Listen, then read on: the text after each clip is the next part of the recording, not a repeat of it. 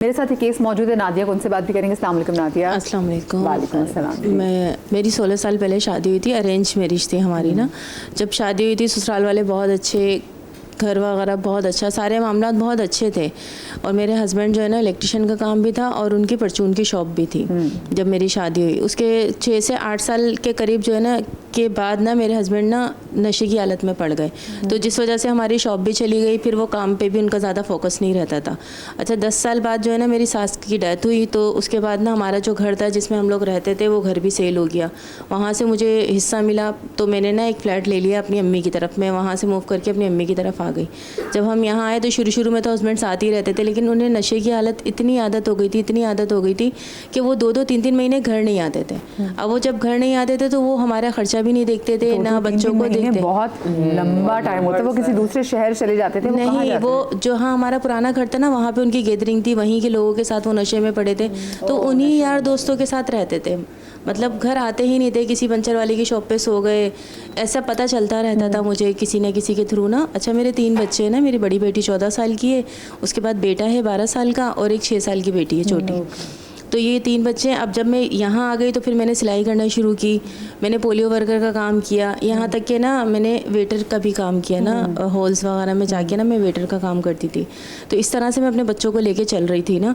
उसके बाद वो 2-3 महीने बाद जब भी आते थे ना, या तो घर से कुछ ना कुछ उठा के ले जाते थे बेचने के लिए, घर की नशे की वजह से ना वॉशिंग मशीन की मोटर निकाल के बेच दी, फ्रिज अच्छा खासा चल रहा है उसका कंप्रेसर निकाल के बेच दिया। मैं काम के लिए बाहर निकली हूँ, मेरी गैर मौजूदगी में बच्चे तो कुछ नहीं कर सकते, तो वो ये करते थे कुछ ना कुछ। अब नहीं कुछ मिलता था ना, तो फिर वो मुझसे लड़ाई झगड़ा करके ना 500 रुपये रोज़, जब तक वो रहते थे 500 रुपये रोज़ उल्टा मैं उन्हें दे रही थी। अब इन सब चीज़ों से मैं इतना इरिटेट हो गई ना, मैंने फिर खुला लेने का फ़ैसला कर लिया। अब वो खुला लेने के लिए जब मैंने केस वगैरह दायर किया, जब तीसरा नोटिस उनके पास पहुंचा ना, क्योंकि वो वैसे भी 2-2 3-3 महीने गैर हाजिर रहते थे, जब तीसरा नोटिस उनके पास पहुंचा ना, तो उसके फौरी बाद वो घर आ गए। घर आके उन्होंने इतनी बदतमीज़ी, इतनी मार पिटाई मेरे साथ, बच्चियों के साथ, इतना हंगामा कि मुझे घर से निकाल दिया कि ये घर तो मेरा है, तुम मुझसे खुला ले रही हो, अब तुम्हारा राइट नहीं बनता यहाँ रहने का। तो बस मुझे घर से निकाल दिया, बच्चों को रोक लिया। अपने बच्चों को भी निकाल रहे थे वो, लेकिन मैंने कहा नहीं, ये बच्चे तो आपके हैं ना, मैं किसी के घर जाके बच्चों को कैसे लेके बैठ सकती हूँ। तो कहने लगे अच्छा ठीक है तुम जाओ यहाँ से, तुम्हारा और मेरा कोई वास्ता नहीं है, तुम जाओ। तो मैं अभी अपनी बहन के यहाँ रह रही हूँ और मेरे बच्चे मेरे हस्बैंड के साथ ही हैं। तो अब बच्चों से जब मेरी बात होती है ना, तो ये पता चलता है ना उन्हें खाने को दे रहे हैं, वो सारा दिन हो जाता है, बच्चे भूखे प्यासे रहते हैं। और जो थोड़ा बहुत सामान जो पीछे रह गया था ना, जैसे जी जो फैन लगे हुए हैं, गैस सिलेंडर है, जो मतलब जो उनको नजर आ रहा है कि हाँ भाई ये बिक सकता है, 1000-2000 नशे की लत में वो आ गए। नशे रख लिया उन्होंने खुद, मतलब भाई वो नहीं, इन्होंने वो दिया, उन्होंने कहा कि मैं तो बच्चे नहीं लेकर आई, अब किसी के घर जाएंगे तो बेटियां जवान बच्चियों को कैसे लेके जाएंगे। ऐसे ही है। तो मैंने इसलिए उनको कहा, क्योंकि या तो आप मुझे उस घर में रहने की परमिशन दो ताकि मैं अपनी बच्चियों को पाल तो सकूं। तो उनका ये था कि नहीं ये घर मेरा है। तो मैंने कहा ठीक है फिर आप बच्चों को खुद संभालें, मैं जा रही हूँ। तो मैं अभी ना अपनी बहन के घर ही रह रही हूँ और बच्चे मेरे वहाँ हैं। बस मैं इसी चीज़ के लिए परेशान हूँ, क्योंकि उनके खाने पीने का, यहाँ तक कि स्कूल छूट गया है, बच्चे स्कूल नहीं जा रहे हैं, क्योंकि मैं थी तो मैं जिम्मेदारी से भेज रही थी। अब वो हस्बैंड तो अपनी जिम्मेदारी नहीं उठा सकते, तो बच्चों का क्या करेंगे। तो आप जो कमाती हैं फिर अपने बच्चों को इसमें से कुछ देती हैं? हाँ अभी तो मतलब जब वो मेरे पास आते हैं तो मैं उन्हें बुला लेती हूँ, कुछ खिला पिला दिया, कुछ मंगा के दे दिया, इस तरह कर लेती हूँ थोड़ा बहुत। लेकिन जब पहले जब हस्बैंड नहीं होते थे तो मैं ही कर रही थी सारे मामला उनके। और आपके 2 बच्चे हैं? 3 2 बेटियां 1 बेटा। और बेटियां आपकी कितनी बड़ी हैं? 14 साल की। एक 14 साल की है और एक 6 साल की है छोटी।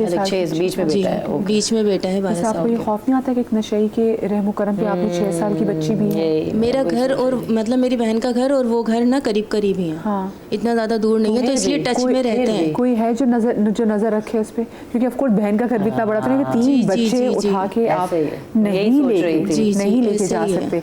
तो अब आपने क्या कोई इन पे मुकदमा को एसेज किया है बच्चों के खर्चे पे? अभी तो मैंने अपने ससुराल वालों से बात की है कि ना मतलब मुझे इतने आपके ससुराल वाले कहाँ पे होते हैं? आपकी सास वाला कहाँ पे होता है? सास का तो इंतकाल हो गया ना, तभी तो घर बिक गया। अब जाहिर है सारे भाइयों की शादियां हुई थी, वो सब अपनी अपनी फैमिलीज में खुश हैं। तो बस जब हम उनसे शिकायत करते तो वो कहते हैं हाँ मैं ठीक करूंगा, मैं समझाऊंगा। 1-2 मरतबा उन्होंने इलाज भी करवाया, उनका इलाज करवाया, वो ठीक हो गए, फिर आ गए कि भाई अभी बहुत महंगा होता है जी। वो सब कुछ उन्होंने करवाया बच्चों की खातिर, मेरी खातिर, लेकिन वो फिर दोबारा उसी लत में पड़ जाते हैं। मुझे यहाँ पे छोटी सी ब्रेक लेनी है। ब्रेक के बाद जब वापस आते हैं तो गुफ्तगू के सिलसिले को यहीं से आगे बढ़ाएंगे। हमारे साथ रहिएगा।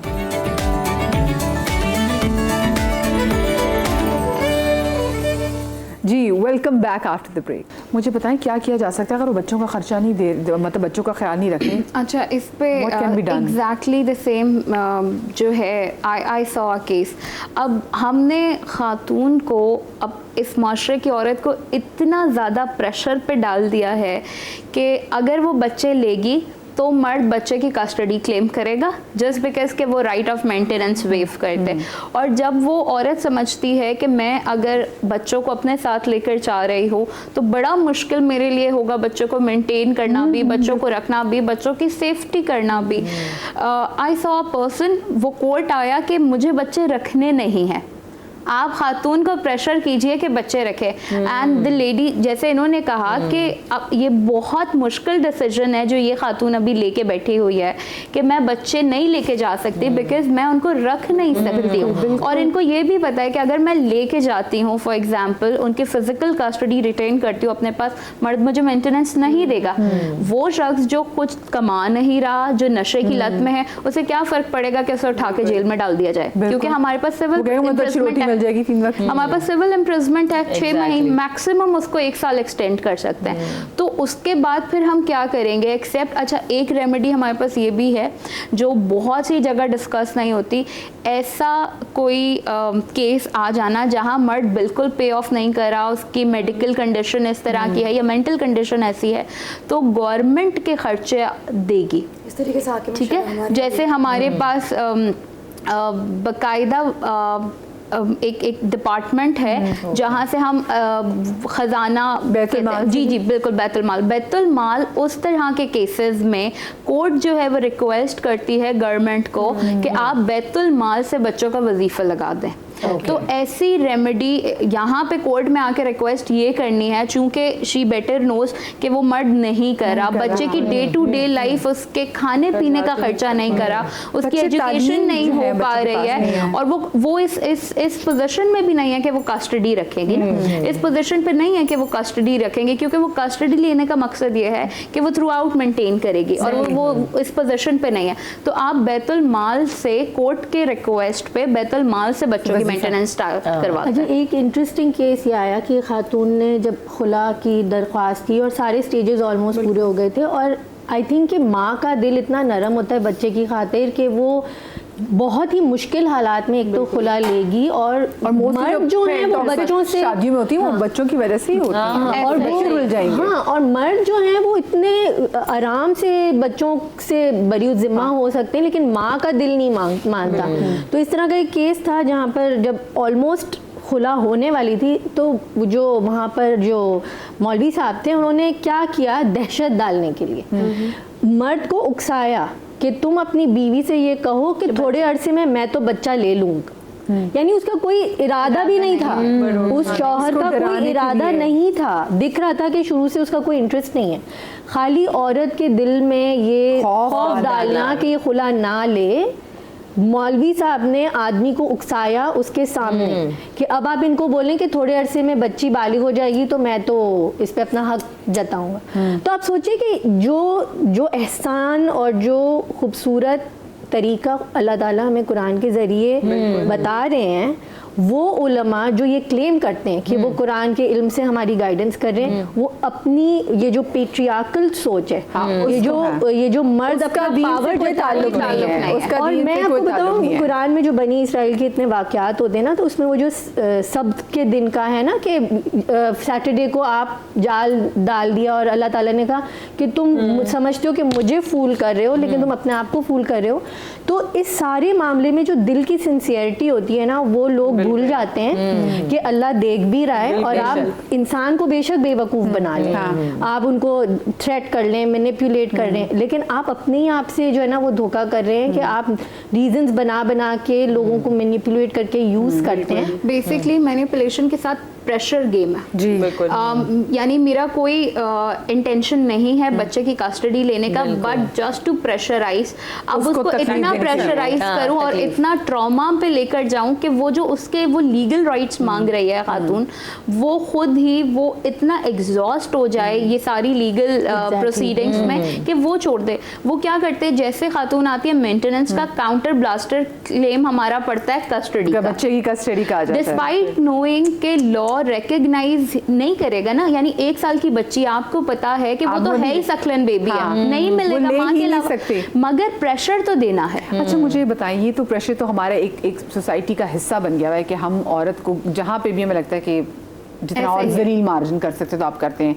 लोग बच्चों के थ्रू डराते भी हैं कि ठीक है बच्चे तो मैं ले लूंगा तो तुम क्या करोगी, तो वो औरत कहती नहीं बच्चे तो मैं नहीं छोड़ सकती, तो तुम जो मुझे और मार लो, ऐसी भी चीज़ें बहुत होती हैं। लेकिन अब ज़रा मैं से थोड़ा सा आगे बढ़ूँ, मेरे पास वक्त अब सिर्फ 1 मिनट का रह गया।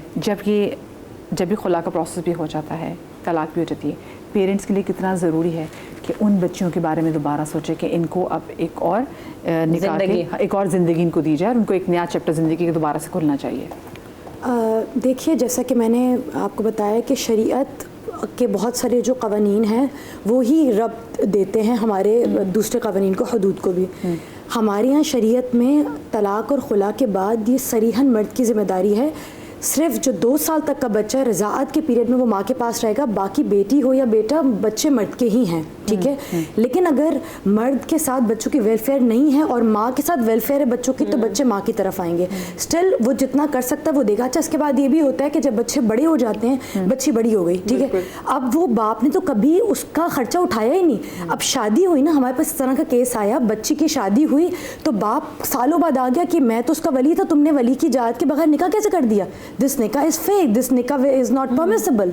तो अब वो औरत परेशान कि मेरी बच्ची का मैंने निकाह कर दिया है, मैं क्या करूँ, मैंने वाकई नहीं पूछा। तो फिर हमने बताया कि जब मर्द नान और नफ़का नहीं करता और सालों तक गायब रहता तो हक़ विलायत उससे छिन जाता है, हक़ विलायत उससे ले लिया गया है, तो अब उसके पास हक़ विलायत नहीं है। तो औरतों को यही चाहिए, ज़ाहिर है इतना आसान काम नहीं है बच्चों को हवाले कर देना, बट स्टिल बच्चों का काम, बच्चों की जिम्मेदारी मर्द की ही जिम्मेदारी है। और साथ में ये कितना ज़रूरी है कि अब उनकी आगे ज़िंदगी के बारे में सोचा जाए कि उन बच्चियाँ जो कि जिनकी खुला हो गई है या डिवोर्स हो गई है, माँ बाप पे उनका कितना फ़र्ज़ है कि पहले उन बच्चों के निकाह कराए जाएँ। हमने शादी को पार्ट ऑफ लाइफ रखना है, थ्रू आउट लाइफ शादी नहीं है। तो अगर कोई, हमने सिंपल ये देखना है कि ये फेज ऑफ लाइफ है। अगर मैं एक डिग्री की तरफ गई, वो डिग्री मुझसे नहीं हुई, मैंने उस डिग्री को डंप किया, तो मैं एक न्यू डिग्री पे आती हूँ। ये सेम उसी तरीके से है कि एक पार्टनर के साथ मैंने बहुत कोशिश की, नहीं बनी, तो मैं एक अरसे के बाद एक न्यू जर्नी स्टार्ट कर सकती हूँ, उसमें कोई भी दो राय होनी ही नहीं चाहिए। Such a beautiful thing to conclude the entire topic. Thank you so much, आप सबका बहुत शुक्रिया, जज़ाकल्लाह। एंड आई होप कि बहुत से लोग इसमें हेल्प ज़रूर हुई। ख़वातीन के हुकूक जितने इस्लाम ने खुल के बयान किए ना, इतना कोई और मज़हब बयान नहीं कर सकता। अल्लाह पाक आप तमाम तर लोगों को राह रास्त पे रखे, शाद रही आबाद रही, अल्लाह पाक आपको औलाद के गम से महफूज रखे। ज़िंदगी भी तो कल मुलाकात होगी। अल्लाह हाफ़िज़।